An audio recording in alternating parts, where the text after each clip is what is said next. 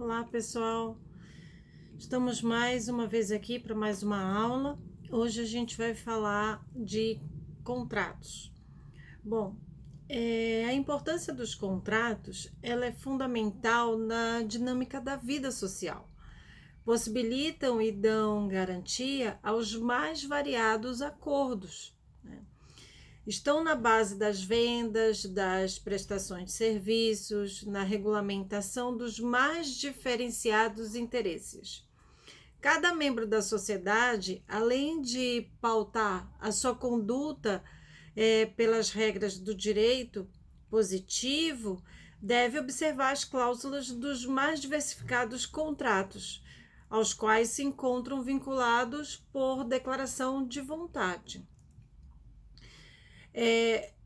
O fato jurídico é aquele que move o contrato, né? Então, o fato jurídico é todo e qualquer acontecimento que gera, modifica ou extingue uma relação jurídica. O contrato é a modalidade de um fato jurídico, que é firmado entre pessoas naturais ou jurídicas, visando a produzir, efeitos jurídicos. Existem algumas fontes das obrigações e dos contratos que são importantes a gente ressaltar. Obrigação é um termo análogo, pois ele apresenta mais de um sentido afins. Identifica o sub-ramo do direito civil que reúne normas de conteúdo econômico que vem entrelaçar credores e devedores.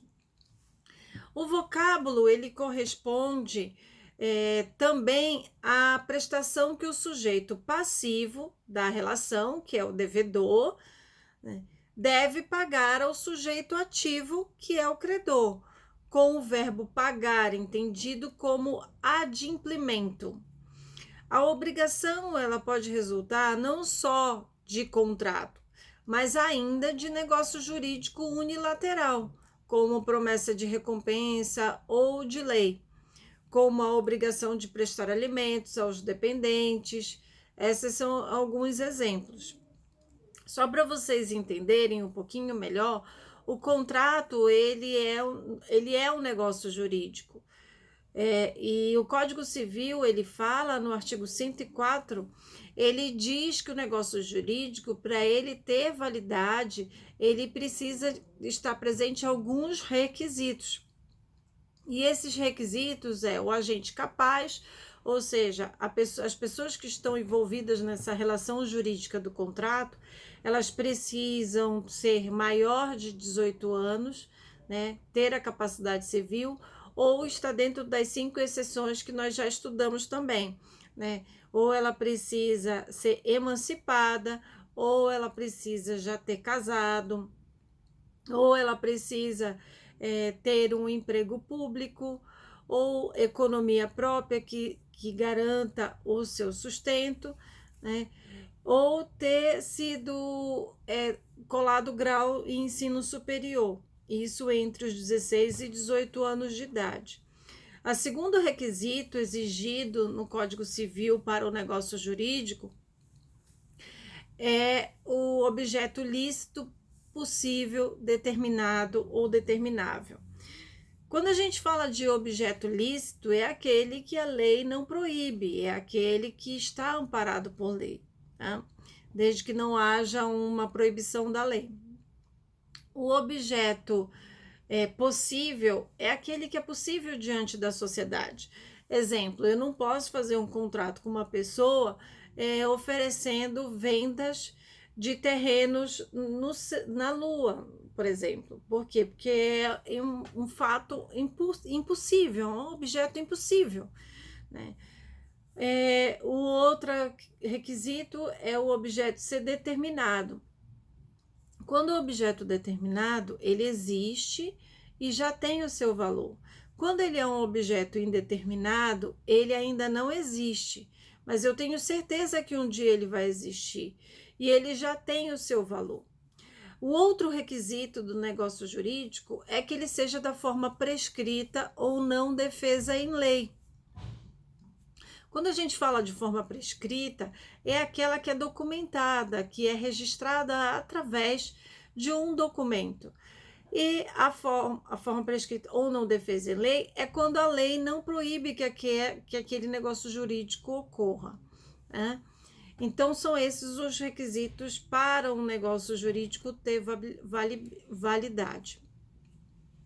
Bom, podemos dizer que o vocábulo contrato, tecnicamente, ele se refere ao acordo de vontades capaz de produzir efeitos patrimoniais no mundo jurídico. Em sentido amplo, significa acordo entre pessoas para qualquer fim. Então, o contrato, ele nada mais é que o acordo entre duas ou mais pessoas. Assim, ele é empregado até na linguagem poética, né? Na cinematografia, há um filme com o nome Contrato de Amor. Às vezes, ele é tratado sob as denominações pacto, convenção, que é a mesma coisa, né? A gente pode dizer que nós podemos chamar também contratos de pacto ou contrato de convenção, né?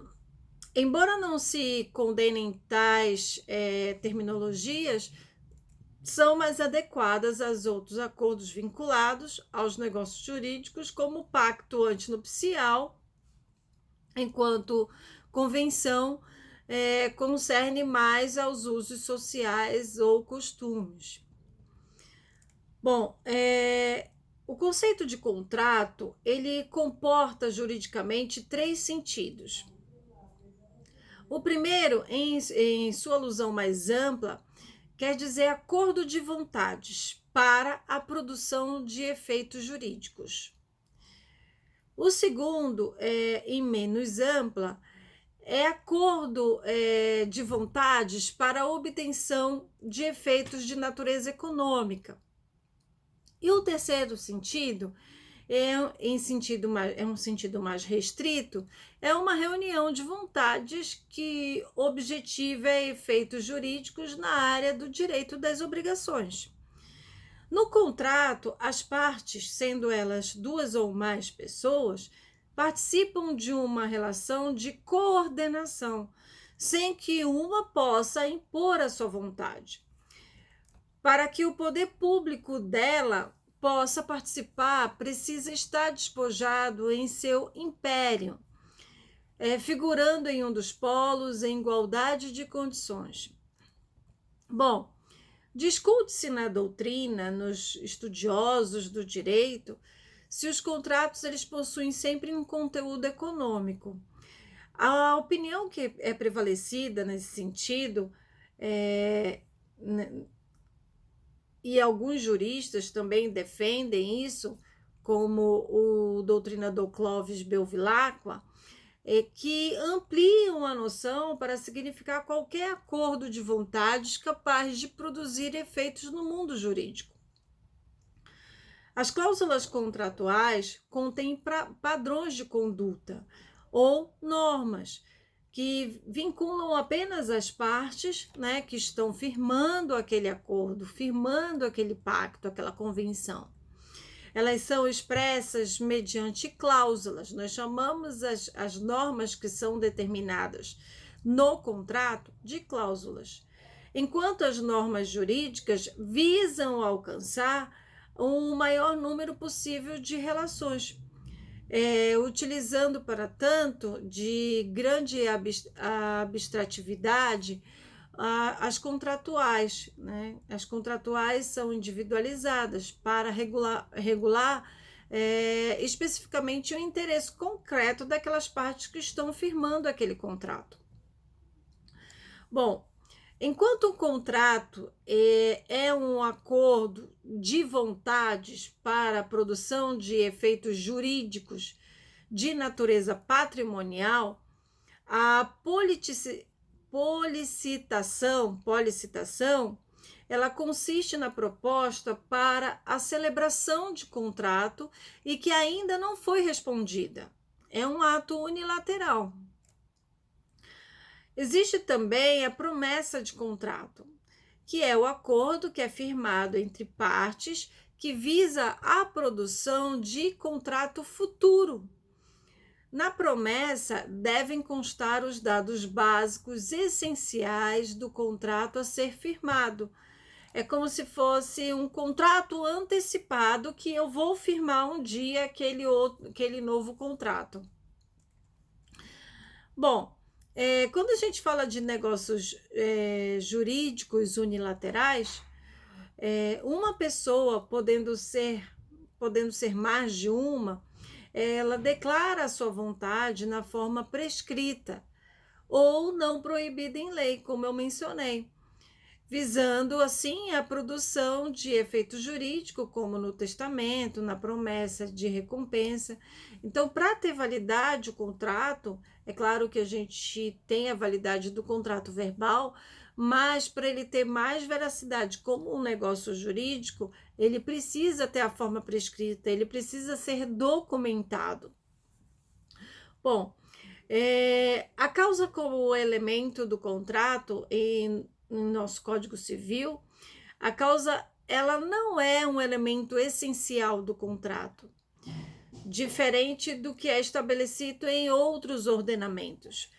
A matéria é complexa e diz respeito à motivação de quem declara a vontade.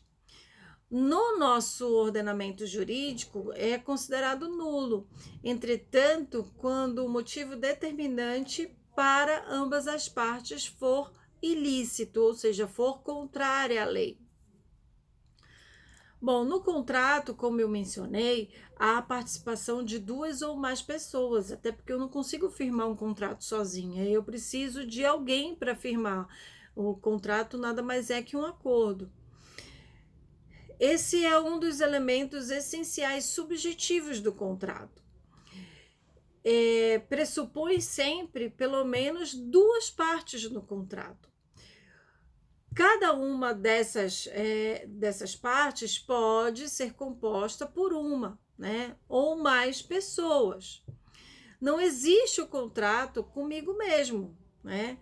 Se 2 pessoas são proprietárias de um imóvel e firmam um contrato de compra e venda, elas figuram como uma parte. Então, cada um é uma parte. Então, quando a gente fala que existe acordo entre as partes, são aquelas partes em que estão firmando um acordo, aquelas partes que estão transacionando, são aquelas partes que estão fazendo um negócio jurídico entre elas, para que seja estabelecido um contrato, a vontade delas, né? Bom, a validade do contrato requer a capacidade de fato das partes. Se uma das partes, né, for absolutamente incapaz, ele poderá contratar por intermédio do representante legal com as cautelas da lei, né, com o que a lei determina.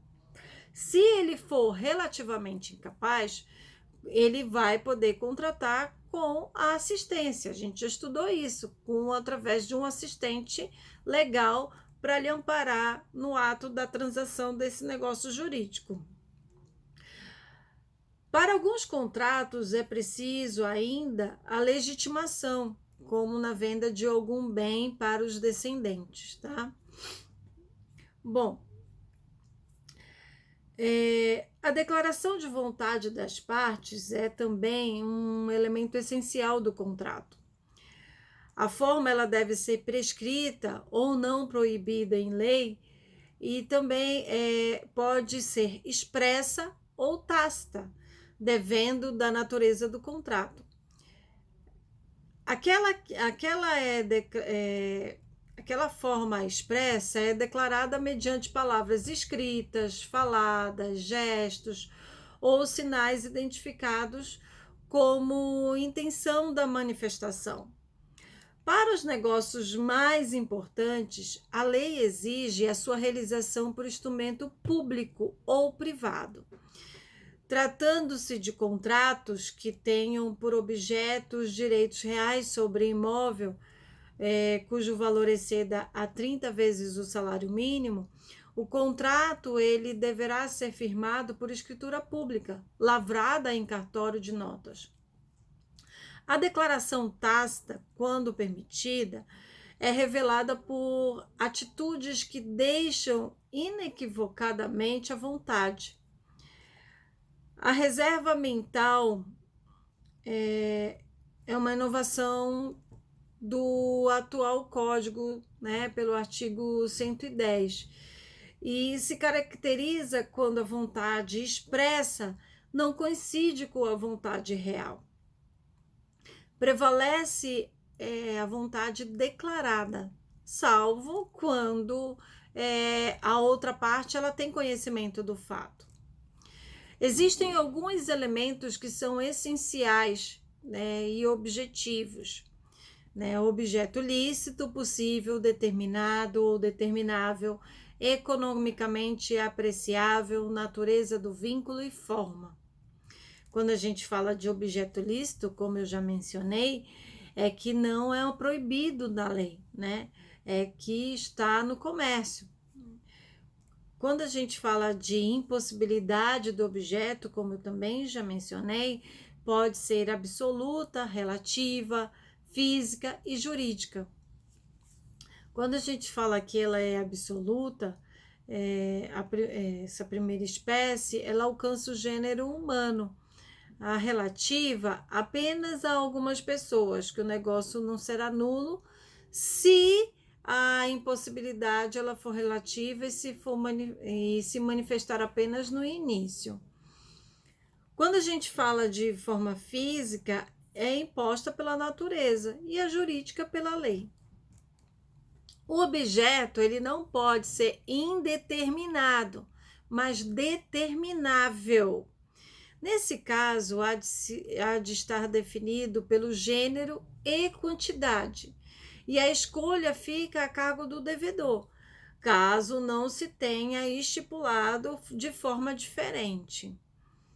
Quando a gente fala de patrimonialidade, nem todos os autores que tratam sobre os contratos, eles consideram essencial ao contrato que o seu objeto seja de natureza econômica. Mas esse entendimento ele é predominante dentro da ordem do ordenamento jurídico. Quando a gente fala de natureza de vínculo, natureza do vínculo, é a espécie do contrato, ou seja, pode ser doação, compra e venda, locação, comodato e todos os outros contratos que existem aí na nossa sociedade. Nesse caso, não é um título do cabeçalho que define a natureza do vínculo, mas o conjunto das suas cláusulas, o que realmente está sendo firmado. Quanto à forma, alguns juristas eles negam essencialidade a esse tipo de elemento, pois há tipos contratuais celebráveis sem a exigência de uma forma especial. O artigo 170 do Código Civil, né, para a hipótese de nulidade do contrato que se praticou, o artigo ele prevê o aproveitamento da declaração de vontade. Quando o ato praticado, ele reunir elementos que configurem outra modalidade contratual e presumir que o interesse das partes em aceitar a espécie. Existem alguns princípios também que nós devemos mencionar acredito que um dos mais importantes é o princípio da autonomia da vontade. Por esse princípio, as pessoas plenamente capazes possuem ampla liberdade para a prática de atos negociais, sejam unilaterais ou não, uma vez que contraírem direta ou indiretamente a lei vigente ou os bons costumes. São livres, pois para a prática de contratos, sejam nominados ou inominados. Também tem um outro princípio que fala sobre a função social dos contratos. Ao exercitarem o princípio da autonomia da vontade para a prática de contratos, As partes devem se direcionar na linha do bem, a fim de alcançar seus objetivos. As partes, elas não podem, pelo princípio da função social dos contratos, se utilizar de tais negócios jurídicos abusivamente e vir a prejudicar terceiros, né? Vir prejudicar outras pessoas. Também tem o princípio da obrigatoriedade. Os contratos, eles são feitos para serem cumpridos. A gente chama de pacta sunt servanda. É latim, né? Então, os contratos são para serem cumpridos. Ao lado desse princípio, há a teoria da imprevisão, ou cláusula rebus sic stantibus.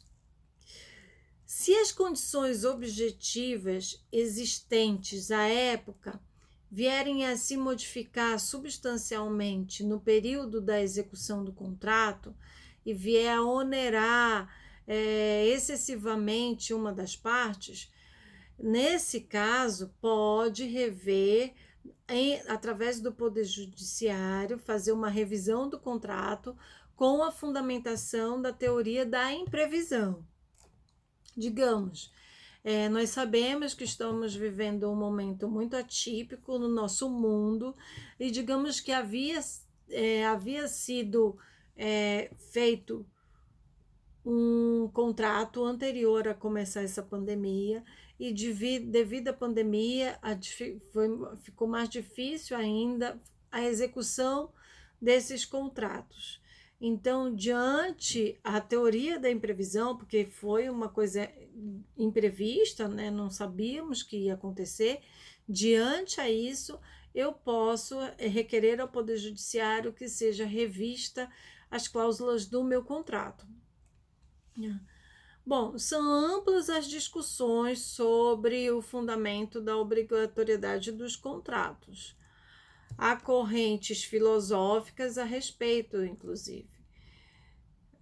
Para nossa conclusão, a obrigatoriedade ela vem da lei e mediante do valor da liberdade. Outro princípio que também é importante ressaltar é o princípio consensualista. A declaração de vontade das partes, o consenso que se forma entre elas visando a composição de seus interesses patrimoniais, conduz à formação do contrato. Porém, não basta o consenso, pois o valor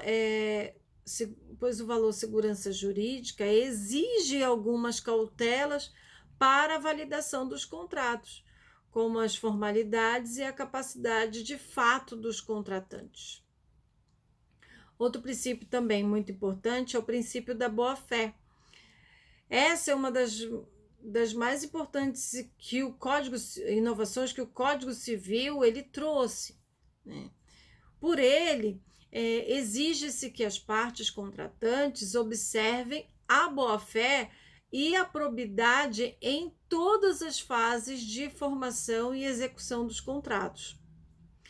O princípio da boa-fé, ele não se refere ao plano da boa intenção, mas na prática objetiva dos valores honestidade e probidade. É isso que é exigido. As cláusulas contrárias ao princípio basilar, eles devem ser desconsideradas, né? Porque tenho que ter como fundamento a boa-fé. Os contratos, eles devem ser interpretados segundo o artigo 113 do Código Civil, em conformidade com o princípio da boa-fé.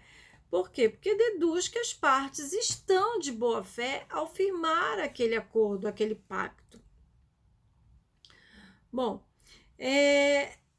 interpretação e renúncia nos contratos de adesão, porque contrato de adesão é aquele em que ele já está pronto e eu, no momento que eu assino, eu estou concordando com todas as cláusulas que prevê aquele contrato. Eu não posso alterar nenhuma cláusula, ele já está pronto. Normalmente, esse tipo de contrato de adesão a gente chama para aqueles contratos de financiamento, aqueles contratos de loja, de crediário, ele já está pronto, você vai lá e assina e concorda com tudo que está escrito ali. No momento que você assina, você aderiu àquele contrato.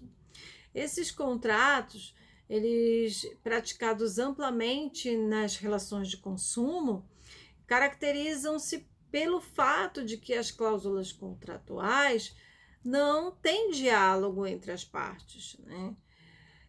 Normalmente, quem determina é aquela parte que tem maior poder econômico, né?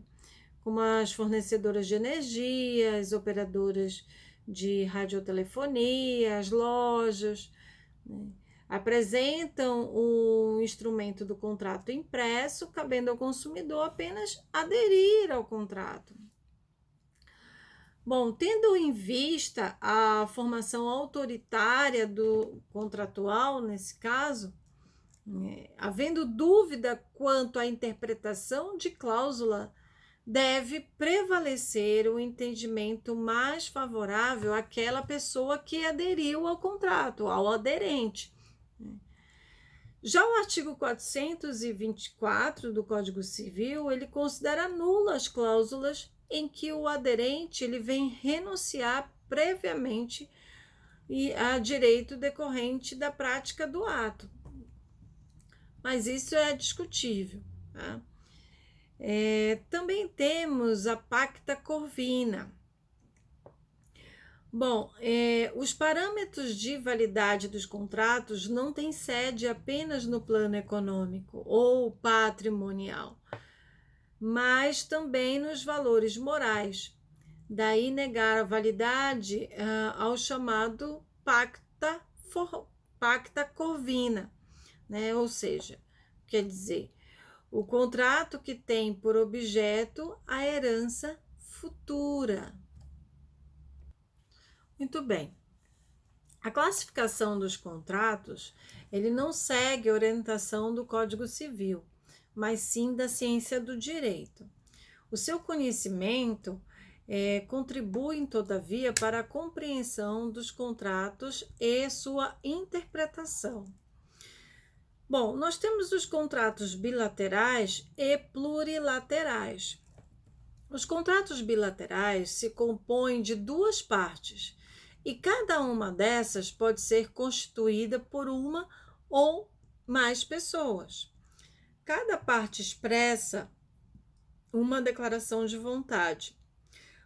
Os contratos plurilaterais são os contratos compostos por mais de duas partes, como na compra e venda com interveniência de terceiros. Nós temos também os sinalagmáticos ou unilaterais. Os sinalagmáticos, cada parte assume direitos e obrigações, como na compra e venda e na locação. Já nos unilaterais, apenas uma das partes assume obrigações, como nas doações sem encargos. Alguns dividem, né, os sinalagmáticos como perfeitos e imperfeitos. Nos perfeitos, os direitos e obrigações estão presentes a partir da conclusão do contrato. Nos imperfeitos, a correlação se apresenta ao longo do contrato, quando, por exemplo, no comodato, surgem despesas a serem custeadas. Nos contratos sinalagmáticos, há um importante efeito prático, né, que chamamos de exceção do contrato não cumprido. O que seria isso? Uma parte pode se recusar a cumprir a sua obrigação, alegando a inadimplência da outra parte. Nós temos também os contratos onerosos e gratuitos. Nos contratos onerosos, cada parte possui ônus e benefícios, como na compra e venda. Nos gratuitos, apenas uma parte apresenta ônus, como nas doações puras. Conforme o artigo 114 do Código Civil, nos contratos benéficos, a interpretação deve ser escrita. Com isso, proíbe-se a interpretação extensiva que amplie os encargos do devedor. Outra classificação importante dos contratos é o contrato comutativo e o contrato aleatórios. Nos contratos comutativos, há equilíbrio entre quinhões das partes, como na compra e venda, em que o preço ele corresponde ao objeto. Nos contratos aleatórios, ou podemos chamar de sorte, a contraprestação depende de fato desconhecido, pretérito ou futuro, como nos contratos de seguro. Também há os contratos consensuais, reais e formais. Os contratos consensuais são os contratos que dependem apenas da declaração de vontade das partes, dispensa forma especial. Dessa natureza, a compra e venda de bens móveis e de transportes. Os contratos reais, além da declaração de vontade, exigem a entrega da coisa, como nos empréstimos, no penhor, na anticrese, né? Sem a tradit ter-se apenas a promessa de contrato. Nos contratos formais ou solenes, eles exigem forma especial. O nome está falando, formal ou solene. Às vezes basta o instrumento particular, em outras exige a escritura pública. Quanto à compra e venda de bem imóvel, tratando-se de bem de valor superior a 30 vezes o salário mínimo, necessita a escritura pública, né, para poder ser concretizado. Se for através de instrumento particular, através do contrato de promessa de compra e venda. Bom, também temos os contratos principais e os contratos acessórios. Essa classificação nem sempre ela se aplica aos contratos, pois presume dois ou mais vínculos que se entrelaçam envolvendo ou não as mesmas partes. Exemplo, o contrato de locação acompanhado do de fiança. Principal é o contrato a que se refere o acessório. Nesse exemplo, principal é o de locação. Essa classificação apresenta efeitos práticos, como o princípio que se diz que o acessório segue sempre a natureza do principal. Bom, temos também os contratos típicos, que podemos chamar de nominados, e os contratos atípicos, que podemos chamar de inominados. Os contratos típicos, eles estão previstos e regulamentados no nosso ordenamento jurídico, como os de comodato, transporte, doação. Já os contratos atípicos, eles são diversificados, são contratos que não são disciplinados em lei, mas que também não contrariam os princípios que regem as obrigações em geral. E por esse motivo podem ser celebrados pelas partes em atenção ao seu tipo de interesse. Aqui prevalece o princípio da autonomia da vontade. Alguns autores se referem também à espécie de contrato misto, que seria um terceiro gênero. Em princípio, o contrato se enquadraria em um tipo, mas ao apresentar algumas cláusulas, dele se afasta, causando dúvida quanto à sua tipicidade.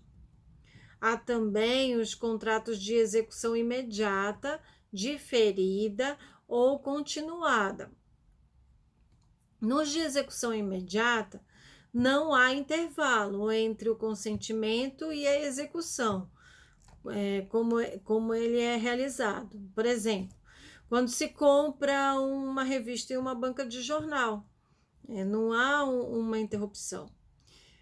Esses contratos, eles comportam a defesa com a exceção do contrato não cumprido. Nos de execução diferida, as prestações não se fazem na imediatidade, né? Na imediatidade da declaração das vontades, como nas compras pelo crediário. E, finalmente, os contratos de execução diferida ou continuada, também pode ser denominado por trato sucessivo. As prestações de ambas as partes é permanente, como nas locações de imóveis, né? Somente nessa modalidade contratual se aplica a teoria da imprevisão. A exceção do contrato não cumprido pode ser aplicada na modalidade quando as prestações de ambas as partes forem sucessivas. Bom, nós temos também os contratos preliminares e definitivos. Por motivos de natureza prática, as partes às vezes optam pela celebração do contrato preliminar, fixando as condições básicas que vão nortear o contrato que vai ser de caráter definitivo. O contrato preliminar ou pré-contrato, ele não exige a forma prescrita para o contrato definitivo. Basta o instrumento particular para o contrato preliminar de compra e venda, por exemplo, ainda que esse exija, pelo valor do bem, a escritura pública. Não havendo cláusula de arrependimento, a parte interessada pode requerer a execução do contrato, provando a inércia do outro contratante. Definitivo é o contrato que contém todos os elementos para a efetivação do interesse das partes. Bom, tem também os contratos GRE, AGRE e de adesão. Os contratos GRE, AGRE ou amigáveis são os que formam mediante diálogo, mediante uma conversa, não raro como proposta e contraproposta, quando as partes procuram alcançar as melhores condições para a efetivação desse negócio. É a generalidade dos contratos. Já os de adesão, conforme a gente já falou dele anteriormente, são os contratos em que apenas uma parte estipula, dita as suas cláusulas e a outra se limita a aderir.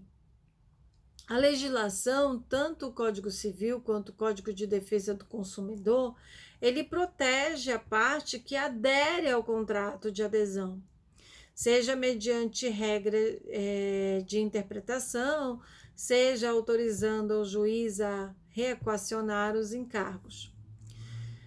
Bom, temos também os contratos individuais e coletivos. Em sua generalidade, os contratos eles são individuais, vinculando apenas quem expressa a sua vontade. Ao lado desses, há também os coletivos, como os celebrados pelos sindicatos e que vinculam toda a classe. Os contratos coletivos, eles devem ser homologados em sede administrativa ou judicial. Temos também os contratos judiciários e comuns. A gente costuma denominar por contrato judiciário o acordo de vontades celebrado em juízo, devidamente homologado pelo juiz, né? Quando a gente fala homologado pelo juiz, é concordado pelo juiz. Esse tipo de contrato ele é considerado um contrato formal, uma vez que ele requer a mencionada homologação, a concordância do juiz. Por exclusão, os demais contratos são comuns, né, que são celebrados no dia a dia. Bom, vamos falar um pouquinho sobre a formação desses contratos, né? Uma noção. Essa formação do contrato, ela se compõe de 3 fases principais: a proposta, a aceitação e a conclusão. Então, vamos falar de cada uma delas. Quando a gente fala da proposta, ou que a gente também pode chamar de oferta ou policitação, quem toma a iniciativa de propor à outra parte a formação de contrato expõe o seu interesse e define as condições básicas do negócio. Nem todas as condições elas precisam ser estipuladas nessa fase, apenas as mais relevantes, as principais. Efetuada a proposta, que pode ser de forma expressa ou tácita, o policitante se obriga a firmar o contrato caso o destinatário concorde com a proposta. Se as partes iniciam a abordagem em torno das cláusulas, tem a etapa denominada fase de pontuação. Pontuação, não é pontuação, é pontuação.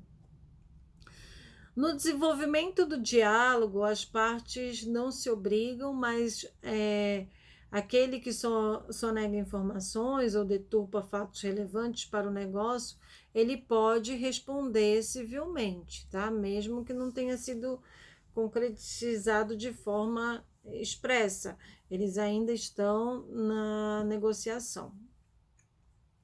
Bom, existe a obrigatoriedade da proposta e exceções.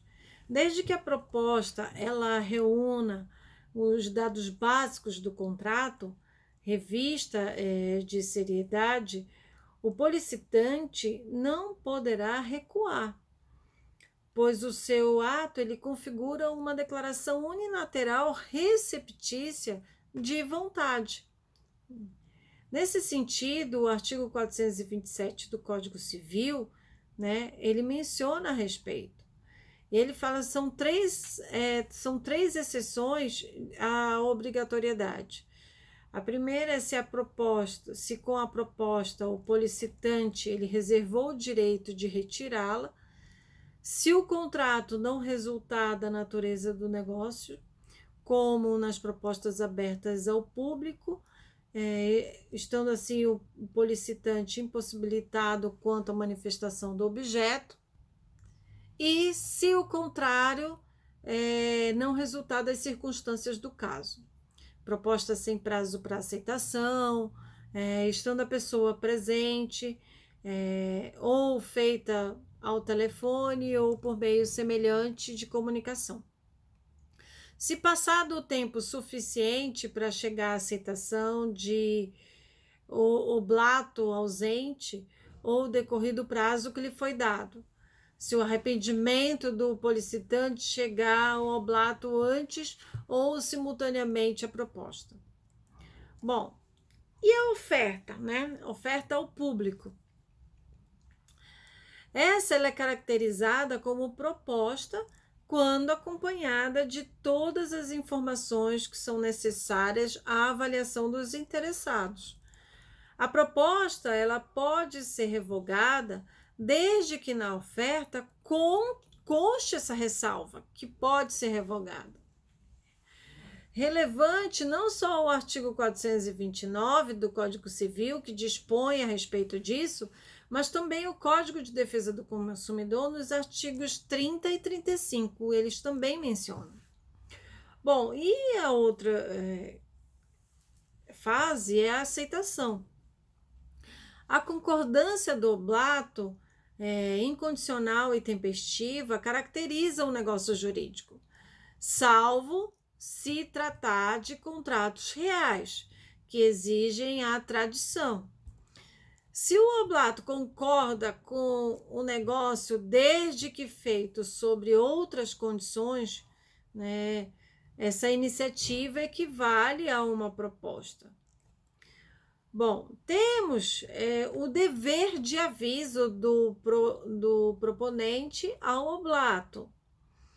Se esse último, no caso o oblato, mediante correspondência, emissário ou qualquer outro meio, encaminha tempestivamente a sua aceitação, mas essa chega atrasada ao policitante, caso esse recuse o negócio, deverá cientificar a outra parte. É claro que hoje, com as redes sociais, com a tecnologia, né, é muito difícil de acontecer, mas pode. Bom, existe também a aceitação tácita. A regra é a aceitação expressa, enquanto que a tácita ela é uma exceção. É aplicável nos casos em que é comum a prática ou quando o proponente ele dispensa. Nessa segunda modalidade, para que a aceitação se caracterize, basta que o policitante não receba a tempo a recusa. Bom, quais são os efeitos jurídicos da aceitação entre ausente e exceções? Bom, dá-se por concluído o contrato entre presentes quando o acordo é fechado. Entre ausentes, quando a aceitação ela é encaminhada. Várias são as teorias existentes sobre o momento em que o contrato entre ausentes se caracteriza. A da cognição ou informação preconiza o momento em que o policitante toma ciência da aceitação. A teoria da ignição ou da declaração possui duas correntes. Para uma, a formação ela se verifica no momento em que a mensagem é redigida, e para a outra, a teoria da expedição, adotada também pelo Código Civil, quando a resposta é encaminhada. Também podemos falar sobre o lugar de formação, né? Quando a gente fala do lugar de formação, esse é o da proposta, inclusive entre os ausentes. Embora o código ele tenha adotado a teoria da expedição, o que é contraditório. E na conclusão do contrato? Esse se verifica com a conjunção de vontades, no momento em que as partes sincronizam os interesses, né? Como a gente já viu, a distinção entre interessados presentes e ausentes. Bom, terminamos aqui as noções de contratos e vamos ficar por aqui. Tchau!